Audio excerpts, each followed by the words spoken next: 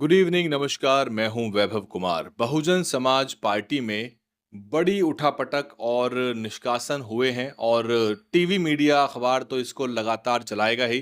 TV में आपको दिख रहा होगा बसपा में बड़ी उठापटक हो गई और बहन जी ने बड़े दिग्गज नेताओं को बाहर किया। ये सब तो है ही, लेकिन पिछले 2-3 दिनों की अगर आप ट्वीट देखेंगे तो कुछ ना कुछ तो समस्या चल रही थी। इस छोटे से विश्लेषण में हम ये आपको बताने का प्रयास करेंगे, क्या हुआ है, क्यों हुआ है, क्या कारण रहा निष्कासन का और इसका क्या असर पड़ने वाला है बसपा की राजनीति पे। असल में एक आकाश जी को लेके बहन जी ने एक बहुत बड़ा ट्वीट किया था जिसमें 6 पॉइंट थे कुल मिला के। उसमें बताना बहन जी ये चाह रही थी कि आकाश जी के पास टिकट वितरण की कोई ज़िम्मेदारी नहीं है और उत्तर प्रदेश का चुनाव उनके नेतृत्व में नहीं लड़ा जा रहा। उनको बहन जी ने अन्य राज्यों में चुनावी गतिविधियों का नेतृत्व करने का मौका दिया था और साथ ही उत्तर प्रदेश में जो केवल टिकट घोषणा कार्यक्रम है, उसमें आकाश जी जो हैं, वो शामिल होंगे मुख्य अतिथि के रूप में, वक्ता के रूप में। और टिकट घोषणा कार्यक्रम जो है, टिकट फाइनल करने की जो असली प्रक्रिया है, वो सारी बागडोर बहन जी के हाथ में। और बहन जी ने खुद लिख के बताया कि इंटरव्यू करके प्रत्याशियों को फाइनल जो है कर वो बहन जी ही कर रही हैं। 2 दर्जन प्रत्याशी फाइनल कर चुकी हैं और इसको लेके आकाश आनंद को लेके किस्म-किस्म के भ्रम फैलाए जा रहे हैं जिसमें रत्ती भर भी सच्चाई नहीं है। असल में मैं आपको इशारों में बता देता हूँ, शायद आपने देखा भी हो, एक टीवी चैनल के ज़रिए एक्स पर एक पोस्ट था, फेसबुक पे भी पोस्ट होगा शायद। उसमें था कि आकाश आनंद जी रणनीति बना रहे हैं, बड़ी तैयारियां चल रही हैं, दिल्ली में टीम तैयार हो रही है, एआई का सहारा लिया जाएगा और इस तरह की कुछ चीज़ें निकल के आई थी। उस पोस्ट के बाद बहन जी को ये क्लैरिफिकेशन करना पड़ा। लेकिन आज जो हुआ है, जो आज की जो गतिविधियों की आपको दोनों ट्वीट दिख रही होंगी। ट्वीट मैं इसलिए नहीं पढ़ रहा कि ट्वीट पढ़ने में ही मुझे 10 मिनट लग जाएँगे, इसलिए बेहतर है कि हम बात कर लें। दोनों ट्वीट में आपको नज़र आ रहा है कि आज अशोक सिद्धार्थ जी और साथ ही रणधीर सिंह बेनीवाल दोनों ही बसपा के दिग्गज नेताओं में शुमार हैं। दोनों को पार्टी से निष्कासित कर दिया गया है और बताया गया कि पहले भी टिकट बँटवारे को लेकर महाराष्ट्र के साथ इनको सही तालमेल ना होने की वजह से अनुशासनहीनता के चलते निष्कासित किया गया था और उनको इसी शर्त पे दोबारा लिया गया था कि दोबारा इस तरह की गलती नहीं होगी और दूसरे राज्यों में जनाधार बढ़ाएँगे। तो बहन जी ने बताया है कहाँ-कहाँ लगाया था और अब यूपी में वापस लौटने की खबर। असल में हुआ ये है कि कुछ समाचार पत्रों ने और कुछ मीडिया आउटलेट्स ने अशोक सिद्धार्थ जी के यूपी में लौटने की खबरें चलाई हैं और कि यूपी में आएँगे, फलाना मंडल का प्रभार सँभालेंगे और कार्यभार सँभालेंगे, तरह-तरह की खबरें चली हैं कहीं न कहीं किसी-किसी अखबार के द्वारा। अब वो खबरों के स्रोत क्या हैं, वो कैसे आ गईं, कयासों पे खबर बनाना कितना सही था, लेकिन जो कुल इसका फ़लसफ़ा रहा, जो 2-3 दिनों से जो उठापटक चल रही थी, जो गतिविधियाँ चल रही थी, उसका निष्कर्ष ये रहा है कि अशोक सिद्धार्थ जी और रणधीर सिंह बेनीवाल दोनों को ही पार्टी से वापस कर लिया गया है और बाहर कर दिया गया है और इनके पास जम्मू कश्मीर, हिमाचल की भी ज़िम्मेदारी थी, पंजाब की भी ज़िम्मेदारी थी।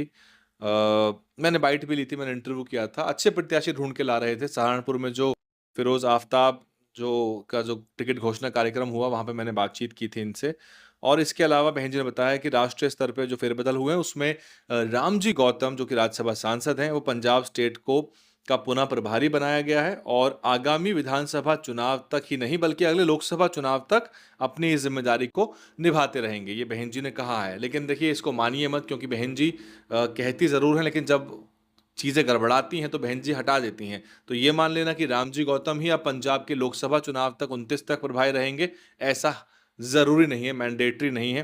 क्योंकि बहन जी ने पहले भी कई बातें कही हैं जिस पे अमल नहीं हो पाता है। राजनीति में हमें फाइनल स्टेटमेंट देनी भी नहीं चाहिए। कहते हैं कि राजनीति में नेवर से नेवर। आप ये मत कहिए कि ये नहीं करूँगा, वो नहीं करूँगा, ये नहीं होगा, वो नहीं होगा। आपको पता ही नहीं राजनीति में क्या होगा। लेकिन बसपा के लिहाज से इस पूरे घटनाक्रम पे 2-3 टिप्पणियाँ मैं आपको बता दूँ। आप भी कमेंट करके बताइए क्योंकि देखो ठीक-ठाक चल रहा था। टिकट घोषित हो रहे थे, बड़ी सभाएँ हो रही थी, अच्छी कवरेज चल रही थी और बीच में ये जो खबरें इस तरह की निकल आती हैं, इससे डिस्ट्रैक्शन होता है और देखो मीडिया तो घात लगा के बैठा ही हुआ है। चाहे उस मीडिया को बसपा कितना ही उसके पीछे भागे, बसपा के आला नेता उस मीडिया की कितनी खुशामद करें टीवी वाले की। मैं आपको बता दूँ ना बसपा के कुछ आला नेता हैं, जो उस टीवी मीडिया की खुशामद करते हैं। उनके पत्रकारों की खुशामद करते हैं कि हमारी एक रिपोर्ट लगा दो। उन्हें लाखों करोड़ों व्यूअरशिप वाली अपनी बहुजन मीडिया की पे भरोसा नहीं है, ना ही उनमें उनकी दरकार उनको महसूस होती है। लेकिन वही टीवी की मीडिया जो जड़ खोद रही है बसपा की, जो चटकारे लेके, जो बहुत मज़े लेकर बसपा एक खबर को चलाती है। अभी ये सब क्या चल रहा होगा? बताऊँ मैं आपको, अगर आप टीवी खोल के देखेंगे या कल को अखबार में देखेंगे कहीं पे या किसी चैनल पे देखेंगे, वो क्या खबर बनाएगा? वो अशोक सिद्धार्थ बसपा के दिग्गज नेता या कई राज्यों के प्रभारी, जो भी इस तरह की शब्दावली का इस्तेमाल नहीं करेगा। वो कहेगा आकाश के ससुर को बहन जी ने किया बाहर, घर में कलेश, ग्रह, ये सब बातें टीवी का मीडिया करेगा, क्योंकि टीवी की मीडिया को उसमें मज़ा आता है।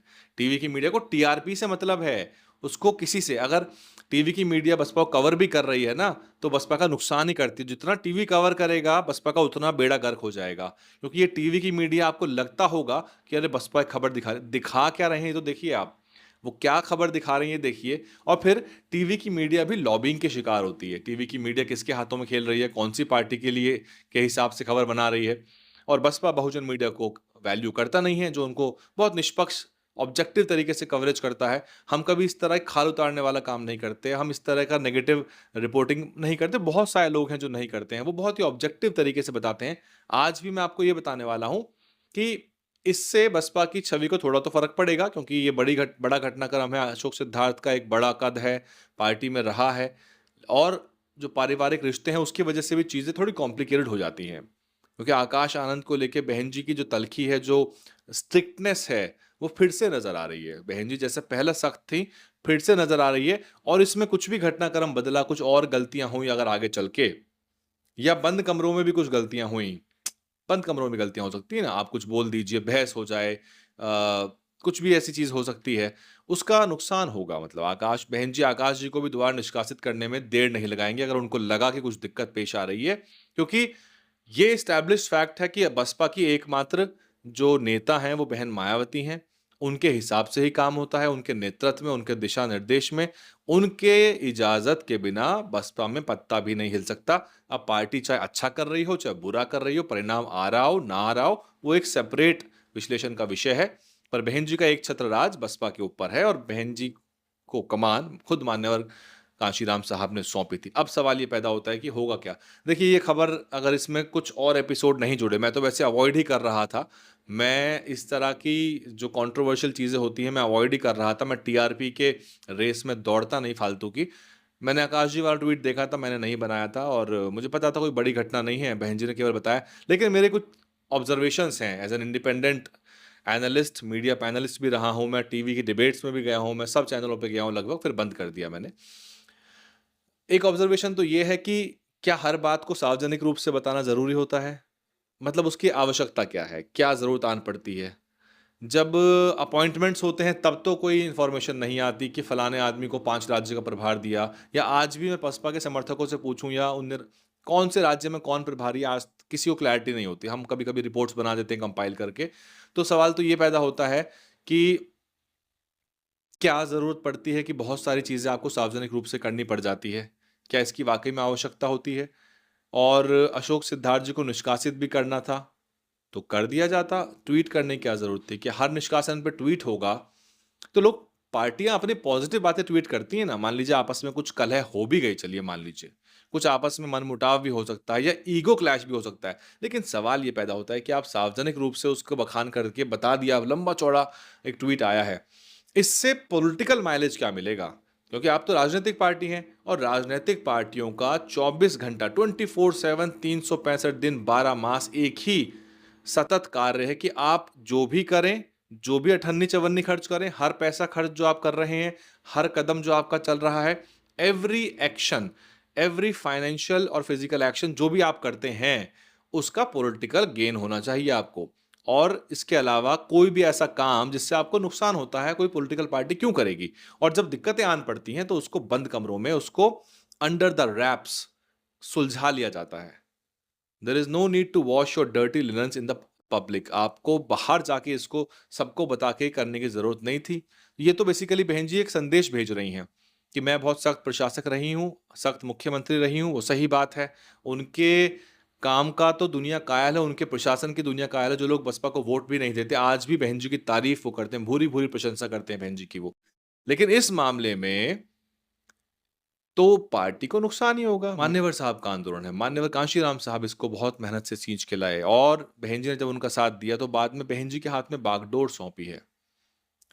तो वर्तमान में नेता बहन जी हैं, लेकिन ये बहुजन समाज पार्टी आंदोलन से निकली हुई पार्टी है, बहुत लंबे आंदोलन से। ये कोई ऐसे जिसे कहते हैं मैनिपुलेटेड आंदोलन से नहीं निकली कि 2, 4, 5 दिन में, 10 हफ्ते में, 6 महीने में। 30 साल का संघर्ष था मान्यवर साहब का। लोग टकटकी लगाए देख रहे हैं, इंतजार कर रहे हैं कि बसपा की सरकार आ जाए या विधायक आ जाएं या चीजें बेहतर हो जाएं, तो कुछ उनकी भी कुछ सुनने वाला होगा, उनकी भी कुछ सुध लेने वाला होगा। यही मेरा सवाल है। लेकिन इससे फ़र्क क्या पड़ेगा? मान लीजिए कि कुछ दिन मुद्दा चलता है, उसके बाद ठंडे बस्ते में चला जाएगा। 9 अक्टूबर को जब बहन जी रैली करेंगी, चाहे बहन जी अपने 15 प्रभारियों को निष्कासित कर दें।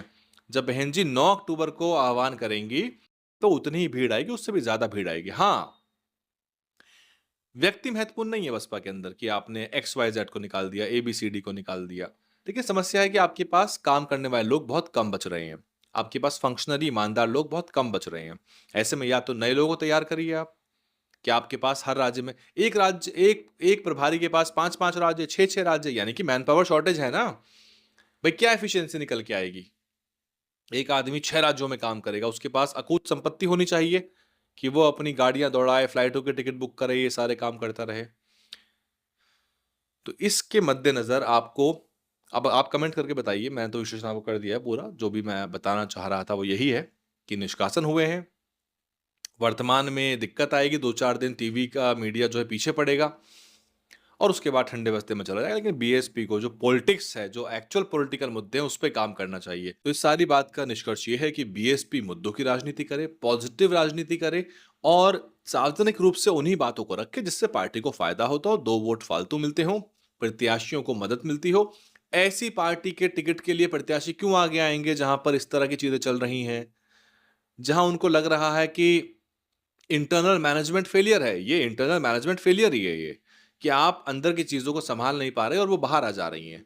अब बताने की क्या ज़रूरत है, इससे क्या फ़ायदा होता है मुझे नहीं पता। बहन जी संदेश दे रही हैं, लेकिन पार्टी में कोई ईगो क्लैश या ईगो बैटल करके कोई फ़ायदा नहीं होगा। लोग दूसरी पार्टियों से लड़ रहे हैं, विरोधियों से लड़ रहे हैं, विपक्षी पार्टियों से लड़ रहे हैं और यहाँ ये कि आकाश का कद ऐसा है, वैसा है, वो टिकट वितरण नहीं करेगा, टिकट वितरण मैं ही करूँगी और क्या नाम है, अब निष्कासित कर दिया। तो कोई खबर कहीं आती है, हमें तो पता भी नहीं कौन-सी खबर है, कहीं न कहीं टीवी में चल रहा होगा। फिनोमेना है, इसको बोलते हैं stress and effect. When you try to hide something it gets more attention. जिस चीज़ को आप छुपाने की कोशिश करते हैं, उसको ज़्यादा अटेंशन मिलती है, सबका ध्यान आकर्षित करती है। तो अब नहीं पता होगा लोगों को क्या हुआ था, क्या नहीं हुआ था, कौन-सी खबर की वजह से क्या हुआ था, लेकिन अब बहन जी ने क्योंकि उसको ट्वीट कर दिया है, तो सबको पता लग गया है। बहरहाल कमेंट करिए, सब्सक्राइब कर लीजिए और जो गतिविधियाँ होंगी, घटनाक्रम होगा, उसके ऊपर चर्चा करते रहेंगे। बसपा के पास बड़ा मौका है, 27 के चुनाव हैं, अच्छे प्रत्याशी बसपा की तरफ आ रहे हैं। तो जब भी ट्वीट हो, मुद्दों की ट्वीट हो, मुद्दे हैं, बहुत सारे दलित उत्पीड़न के मुद्दे हैं, राष्ट्रीय मुद्दे हैं, बहुत सारी चीज़ें हैं और बसपा पुरानी समस्याओं से ग्रस्त है। सोशल मैनेजमेंट का फेलियर है और जो डायनामिक पॉलिटिक्स है उसको समझने की पूरी चूक है और आजकल के हिसाब से पार्टी ढल नहीं पा रही। जेन ज़ी ने तो सरकार को चौंका दिया, यहाँ तक कि आंदोलन को समाप्त करने के लिए इस्तीफ़ा तक लेना पड़ा जेन ज़ी के सामने। तो ये बहुत ज़रूरी है कि वर्तमान राजनीतिक जो परिदृश्य है उसके हिसाब से ढलना बदलना होगा और जो ऑब्सोलीट फॉर्म्स ऑफ कम्युनिकेशन है, ऑब्सोलीट फॉर्म्स ऑफ टेक्नोलॉजी हैं, उससे बसपा कोई भला नहीं हो सकता। पार्टी को आपको आजकल के मॉडर्न हिसाब से आपको तैयार करना पड़ेगा, there is no doubt about it. Otherwise तो सारे आपके जो राजनीतिक गतिविधियाँ हैं, जितने भी आपके पॉलिटिकल एंडेवर्स हैं, वो फ्यूटाइल साबित होंगे और हो ही रहे हैं। 4-5 बार से रिजल्ट कहाँ आ रहा है? रिजल्ट ऐसे नहीं आ पाएगा। रिजल्ट के लिए आपको तौर तरीके बदलने पड़ेंगे। नियत, नीति, विचारधारा सब सही है, ईमानदारी भी सही हो सकता, सब कुछ सही हो सकता है। पार्टी सरकार में भी आ जाएगी तो दलितों का बहुत भला कर देगी, लेकिन आएगी कैसे, सवाल ये पैदा होता है। उसके लिए राजनीति करनी पड़ेगी और राजनीति के तरीके बदल गए हैं। आप देख रहे थे डियर हिंदी, मैं हूं वैभव कुमार। बहुत शुक्रिया वीडियो को आखिर तक देखने के लिए। यूट्यूब पे देख रहे हैं तो लाल रंग का सब्सक्राइब बटन दबा के बेल नोटिफिकेशन दबाइए और फेसबुक पेज को लाइक कर लीजिए, जुड़ जाइए।